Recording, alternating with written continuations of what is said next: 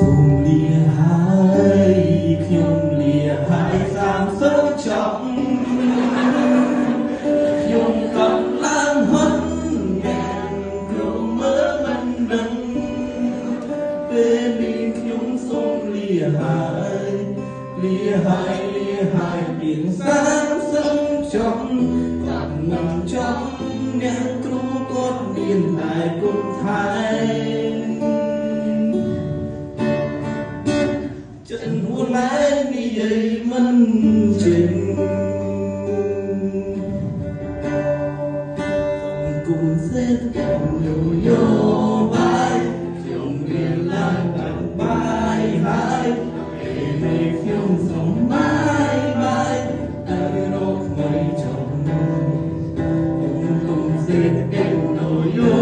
បាយអ្នកទៅចេញឲ្យឆ្ងាយពីរូបខ្ញុំ